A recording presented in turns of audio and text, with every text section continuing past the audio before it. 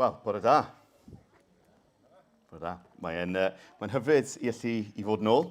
Mae'n teimlo'n rhyfedd bod ni wedi bod i ffwrdd ers bron at rhyw fis erbyn hyn. Ac bod wedi bod yn neis cwrdd â brodyr y chwiorydd mewn llefydd eraill, mae'n neis bod adre. Mae'n neis bod nôl gyda chi fan hyn yma am Heniwel. Wel, o nawr tan diwedd mis Medi, y bwriad sydd gyda ni yw i weithio drwy lythyr Paul at y Galatiaid. Mae rhyw 7 wythnos gyda ni, ac yn yr amser yna, ni'n gobeithio gweithio trwy Galatiaid i gyd yn y bore ac yn y nos. So fydd yr oedfa yn bore a nos yn rhan o'r un gyfres yn mynd trwy lythyr Paul i'r Galatiaid. Thema mawr y llythyr yma yw'r newyddion da am Iesu Grist. Ac yn benodol wedyn, y rhyddid sydd gynnon ni fel Cristnogion oherwydd yr Efengyl. So, thema mawr Galatiaid, yr Efengyl a'r rhyddid sydd gynnon ni yn yr Efengyl honno. Bore yma, ni'n edrych ar y 5 adnod cyntaf. A dyn ni ddim yn mynd i ddweud llawer am gyd-destun eto, fyddwn ni'n canolbwyntio mwy ar gyd-destun heno. Ond dyn ni'n edrych ar cyfarchiad Paul y bore yma. Nawr, dyw'r adnodau ddim yn mynd i fod ar y sgrin yn anffodus, ond plis os gynnych chi Feibl, trowch at Galatiaid, penod 1, adnodau 1 i 5. Ac os nag os gynnych chi Feibl, fydde fe yn ddefnyddiol i chi i gael un o'ch blaen chi. Felly, Galatiaid 1, adnodau 1 i 5. Paul, apostol, nid o benodiad dynol, na chwaith trwy awdurdod neb dynol, ond trwy awdurdod Iesu Grist a Duw Dad. Yr hwn a'i cyfododd ef oddi wrth y meirw, Paul, a'r crydynwyr oll at eglwysi Galatia. Gras a thangnefedd i chwi, oddi wrth Dduw ein Tad a'r arglwydd Iesu Grist. Yr hwn a'i rhoes ei hun, dros ein pechodau ni. I'n gwaredu ni, o'r oes ddrwg bresennol, yn ôl ewyllus Duw ein Tad, i'r hwn y bôr gogoniant, byth bythoedd. Amen. Ni'n diolch i Dduw am ei air, am ei gleddyf dau finiog. Mae eisiau ni wneud ambell sylw, cyd-destynol. Paul sy'n ysgrifennu, yr apostol Paul, yn cyfarch yr Cristnogion hynny sydd yn yr eglwysi yng Galatia. Nawr, Galatia oedd e'n province Rhufeinig yn ardal Twrci heddiw, yn ardal Anatolia ffordd 'na.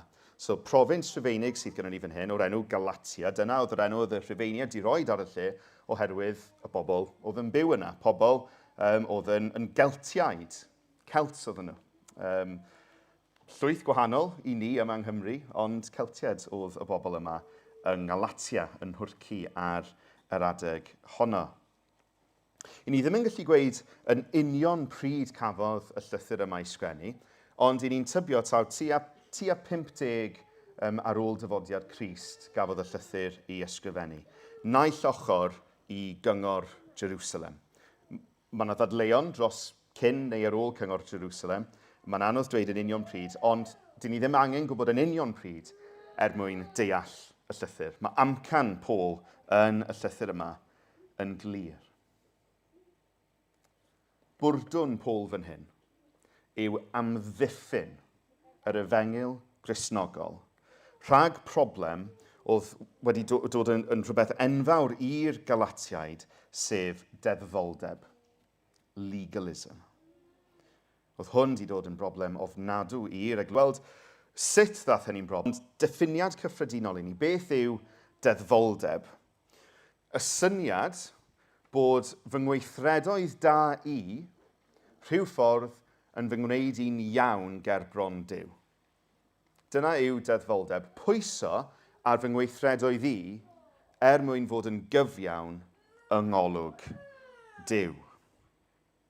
Mae hynny'n esboniad eitha llac, mae hynny'n bwrpasol, mae deddfoldeb yn gallu cymryd sawl gwahanol ffyrdd.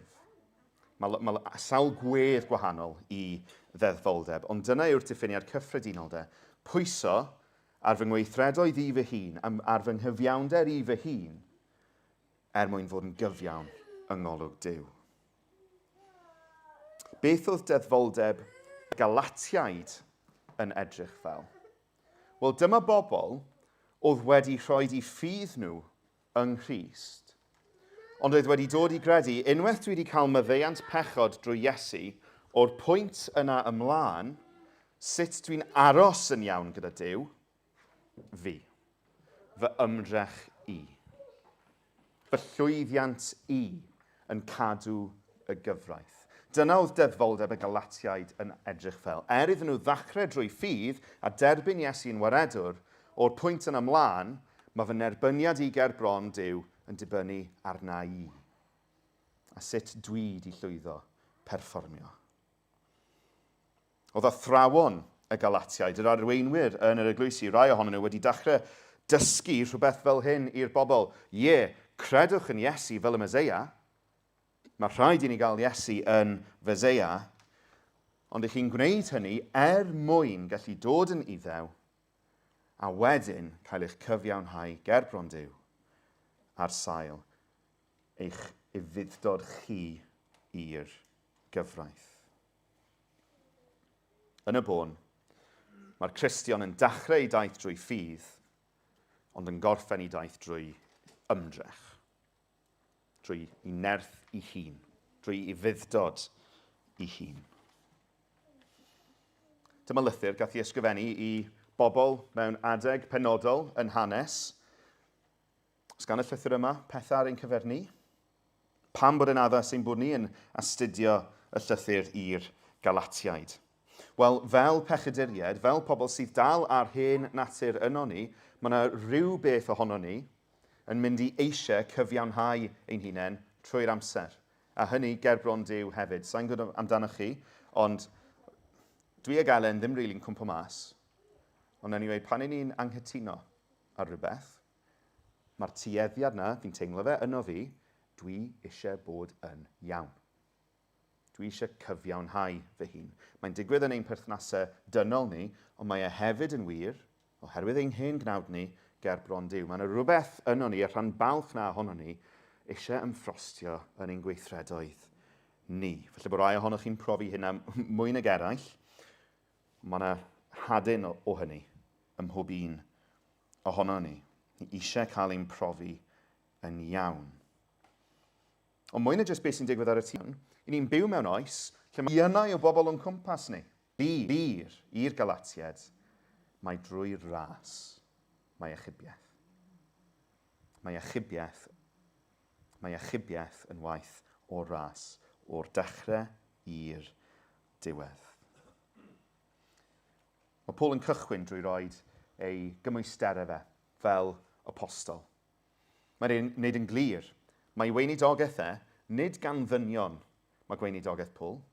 Duw yn ei ras sydd wedi rhoi gweinidogaeth i Paul. Awdurdod Duw sydd wedi gwneud Paul yn apostol. Mae Paul yn cydnabod o'r cychwyn, hyd yn oed i weinidogaeth Mae hynny yn waith o ras. Duw. Mae hynny yn waith o ras. Duw sydd wedi rhoi iddo fe. Dyna lle mae'n cychwyn drwy roi gymwysterau fe fel apostol. A wedyn, mae'n lawnsio wedyn mewn i'r efengil. Hyd yn oed yn y cyfarchiad yma, mae cyfarchiad Paul at y bobl yma wedi cael ei fframio drwy efengil gras. A i ni am ystyried tair agwedd o hynny. Os oes gennych chi'r nodiadau pregeth o'ch blaen chi, chi'n gallu gweld beth yw'r 3 pennawd. Yn y lle cyntaf, ni'n mynd i ofyn pam bod angen efengil arno ni. Mae Paul yn dangos i ni yn y 5 adnod yma. Yn ail wedyn, i ni'n mynd i weld pam bod na newyddion da. Pam bod na efengil yn y lle cyntaf ar ein cyfer ni. Ac yn drydydd wedyn, i ni am weld beth yw craidd, beth yw calon y newyddion da hynny. Yn y lle cyntaf pam bod angen yr efengil arno ni. Mae angen efengil, mae angen newyddion da, oherwydd 2 beth. Ein pechod ni a'n byd syrthiedig ni. Beth yna. Ein pechod a'r byd o'n cwmpas ni, y byd syrthiedig, neu i ddefnyddio iaith Paul, yr oes ddrwg bresennol. Dau reswm mae angen newyddion da. Mae'r cyntaf yn bersonol. Mae gan bob un ohono ni angen bersonol am newyddion da. Oherwydd ein pechod personol ni. Mae bob un ohono ni fan hyn wedi syrthio'n fyr o ogoniant Duw drwy'r hyn i ni wedi ei wneud, ei ddweud, ei feddwl, ei deimlo, ond hyd yn oed yr holl bethau yna, symptomau yw rheina o'n natur ni. Mae ein natur ni yn syrthio'n fyr. Y natur sydd yn perthyn i bob un ohono ni yn bersonol. Mae gan bob un ohono ni angen personol am newyddion da oherwydd ein pechod ni. Jyst am Duw, ond yn wynebu barn. Achos mae Duw yn gyfiawn, mae Duw yn dda, a Duw e ddim yn gallu edrych ar ddrygioni a'i ganiatáu yn y pen draw. Mae'n pechod personol ni yn heiddi barn. Mae yna angen arall hefyd, do. Mae'n byd ni yn syrthiedig. Nid jyst ni bobl sydd yn syrthiedig, ond y byd i ni'n byw ynddi. Yr oes ddrwg bresennol mae Paul yn ei ddweud. Oherwydd trigaredd Duw, i ni'n gallu edrych ar y byd o'n cwmpas ni, a i ni yn gweld prydferthwch. I ni'n gweld prydferthwch sydd yn pwyntio at ogoniant Duw, serch hynny, i ni'n byw mewn byd syrthiedig. Dyn ni ddim angen edrych yn bell i weld hynny. I ni'n gweld hynny yn ein cartrefi ni. I ni'n gweld hynny yn y ffordd i ni'n ymwneud â'n gilydd. I ni'n gweld hynny yn ein cymunedau ni. I ni'n gweld hynny heddiw ar lefel bydol, nag i ni. Nag i sy'n angen neud yw troi'r newyddion ymlaen ac ni'n gallu gweld mor gyflym mae'n byd ni'n syrthiedig. Mae angen newyddion da am ddau reswm. Ein pechod personol ni gerbron Duw, ond hefyd y byd sydd yn syrthiedig. Mae angen newyddion da arno ni sydd yn delio gyda'n gwrthryfel ni gerbron Duw, ond sydd hefyd yn adfer byd. Mae angen newyddion da sydd yn delio gyda'r ddau beth yna. Ac i ni angen newyddion da felly, ni angen rhyw ffordd at Dduw sydd ddim yn dod ohono ni, achos fydde hynny wedi cael ei effeithio gan bechod, a sydd ddim chwaith yn dod o'r byd, achos mae'r byd wedi cael ei effeithio gan bechod. I ni angen datrysiad sydd yn dod oddi allan. Datrysiad sydd yn dechrau nid gyda dyn, ond sydd yn dechrau gyda Duw, ac sydd yn nefol, nid yn fydol. I ni angen efengil oherwydd ein pechod ni, ac effaith ein pechod ni yn y byd syrthiedig yma. Y newyddion da yw, mae yna newyddion da. I ni angen newyddion da, ond mae yna newyddion da. Pam bod yna newyddion da? Mae Paul yn cyfeirio at hynny. Edrychwch ar adnod 4 gyda fi. Wrth sôn am Iesu, yd hwn a'i rhoes ei hun dros ein pechodau ni, i'n gwaredu ni o'r oes drwg bresennol, yn ôl ewyllus, Duw ein tad. Pam bod na newyddion da i ni bechaduriad? Achos mae Duw yn ewyllysio ein achub ni. Mae Duw yn dymuno achub pechaduriad. Mae e'n dyheu i weld pechaduriad yn troi ato fe ac yn dod i'w nabod e. Achos dyna pam nath Dduw creu ni bobl. Mwyn ei nabod e, mwyn ei fwynhau e, mwyn ei ogoneddu e. Ac felly mae Duw yn dymuno ein gweld ni'n cael ein achub o'n pechod i berthynas gyda fe, fel ein bod ni'n gallu mwynhau e eto. A'i ogoneddu e eto. Mae Duw yn dymuno achubiaeth pechaduriad. Dyna pam mae yna newyddion da i ni. Mae yna newyddion da i ti yn bersonol oherwydd bod Duw eisiau i ti droi a'i nabod e fel tad. Mae hwn yn stori mae'r Beibl yn neud yn glir. Yn yr hen a'r newydd, yr hen testament, sy'n maen i chi droen, yna i ddarllen y cwpl o weithiau. Ezekiel 18:23 yn yr Hen Testament. A wyf yn ymhyfrydu y marw'r drygionus, medda'r arglwydd Dduw. Onid gwell gennyf iddo droi o'i ffyrdd a byw? Oedd yn ymhyfrydu yn marw'r drygionus mydd yr arglwydd ddiw, ond nid gwell gennyf iddo droi o'i ffyrdd a byw. Yn yr Hen Testament, yr arglwydd yn neud yn glir ei fod e eisiau gweld y drygionus yn troi o'i ffyrdd a byw. Mae Duw yn ewyllysio bod dyn yn cael byw. Yn y Testament Newydd wedyn, llythyr cyntaf Paul i Timotheus, pennod 2, adnod 4. Mae Duw yn dymuno gweld pob un yn cael ei achub ac yn dod i ganfod y gwirionedd. Mae Duw eisiau gweld pobl yn cael ei achub rhag eu pechod a rhag yr oes ddrwg bresennol. Mae Duw yn edrych ar ein byd ni heddiw ac yn torri ei galon ac yn dymuno rhywbeth arall ar gyfer y byd yma. Dyna pam mae newyddion da, achos mae Duw yn dymuno gwell ar ein cyferni. Mae Duw yn dymuno fe ei hun ar ein cyferni. A nath y dewis wneud hynny yn rhagwyddoldeb pell cyn creu unrhyw beth. Mi oedd Duw wedi ewyllysio tragwyddoldeb ar gyfer dyn. A cyn gosod sylfaen i'r byd, mi oedd Duw wedi gwneud ffordd, fel y byddai dyn yn gallu profi tragwyddoldeb gyda fe. Drwy ordeinio y byddai Crist yn dod i'n byd ein mwyn. A dyma yw'r trydydd pwynt wedyn. Beth yw craidd yr Efengyl?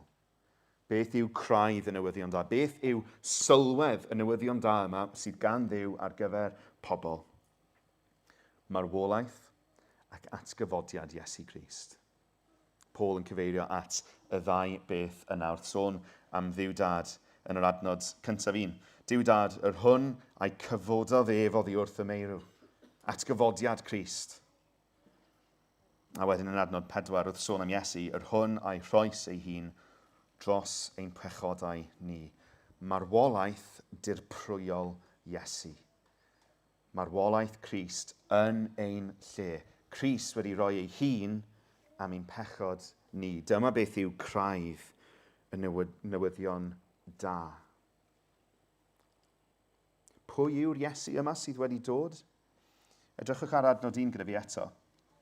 Paul, apostol, nid o benodiad dynol, na chwaith trwy awdurdod neb dynol, ond trwy sylwch, awdurdod Iesu Grist a Duw Dad.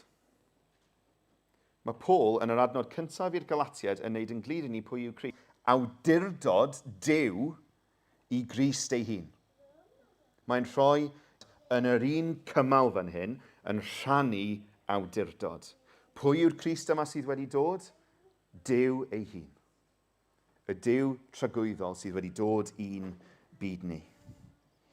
Ac yn newyddion da yw bod y Duw yma, fel ni wedi clywed eisoes, wedi gadael ei orsedd yn y nef, wedi darostwng ei hun i'n byd ni, wedi cymryd ffurf dynol, wedi dod nid fel concrwr, ond fel gwas.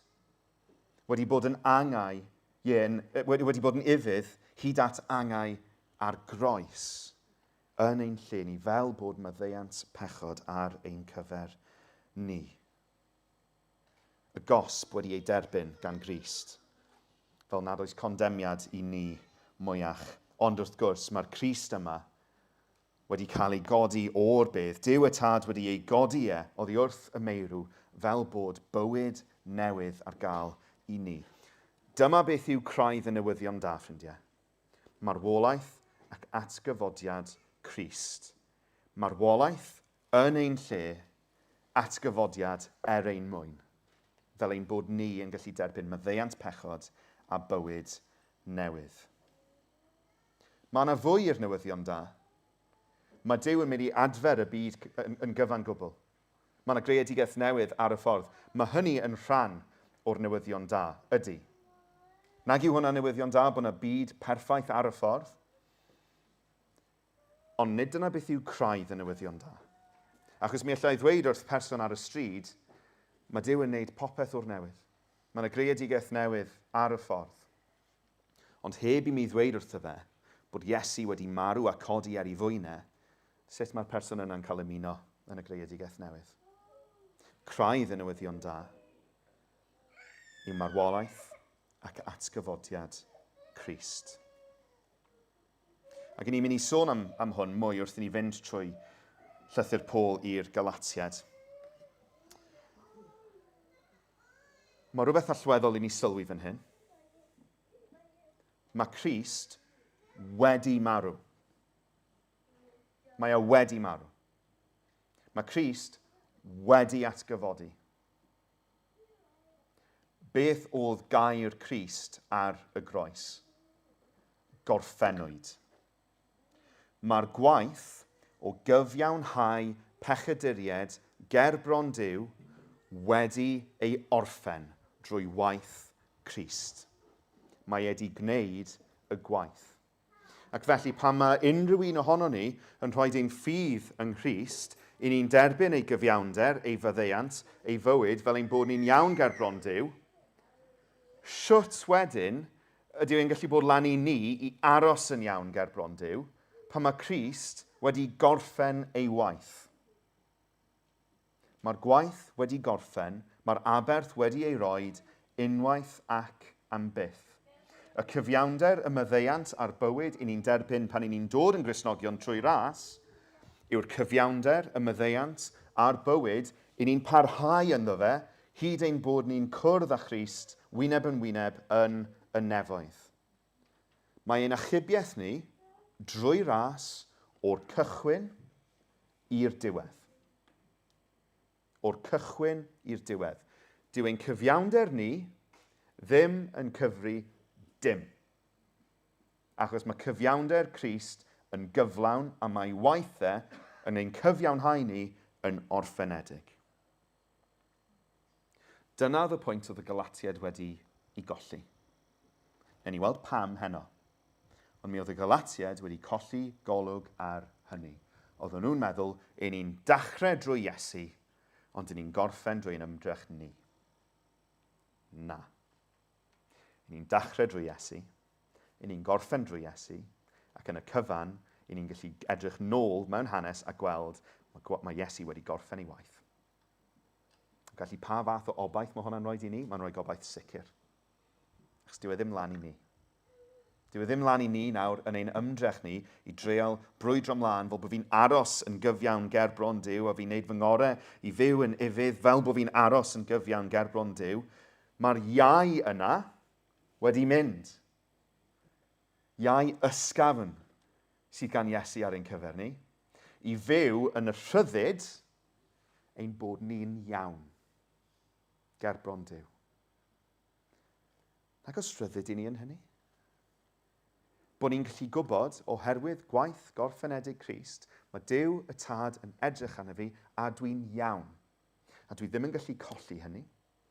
Dwi methu ychwanegu ato fe oherwydd mae'n orffenedig. Ond dwi'n gallu trystio oherwydd Iesu. Mae Duw yn gweld fi yn iawn ac felly dwi'n blentyn. A mae hynny yn newid y cyfan. Os rhaid i chi ymdrechu i aros yn blant i'ch rhieni chi? Be dyna sut mae parenthood yn gweithio? Nage. Nage. Os chi'n blentyn, chi'n blentyn. Sy'n byd yn newid hynny. Yr un modd gyda ein Duw ni. Os ydych chi wedi cael eich mabwysiadu a'ch cyfiawnhau a'ch achub a wedi derbyn bywyd newydd a maddeuant drwy Iesu Grist, chi'n saff. Chi'n methu golli chi'n methu ychwanegu ato fe. Duw yn eich gweld chi yn iawn. I gloi heddiw, cyn i ni droi at swper yr arglwydd, mae achubiaeth yn rhodd o ras o'r dachrau i'r diwedd, am ein bod ni yn trystio mewn gwaredwr sydd wedi gorffen ei waith. Clod iddo. Un peth arall i orffen. Mi na i ddweud amen. Chi'n gweld yn adnod 4. Mae Duw wedi ein achub ni o'r oes ddrwg bresennol. I'r hwn y bwr gogoniant, mae William Morgan gyda hwn yn wahanol, yn oesoedd. I ni'n byw nawr mewn oes ddrwg bresennol, am gyfnod. Ond oherwydd bod Duw wedi ein hachub ni, mi fyddwn ni yn canu ei glodydd yn oesoedd. Un oes sydd gyda ni i ddyfal barhau trwy ddo fy nawr. Mi fyddwn ni'n canu clod Duw yn oes oesoedd am byth bythoedd. Clod iddo. Amen.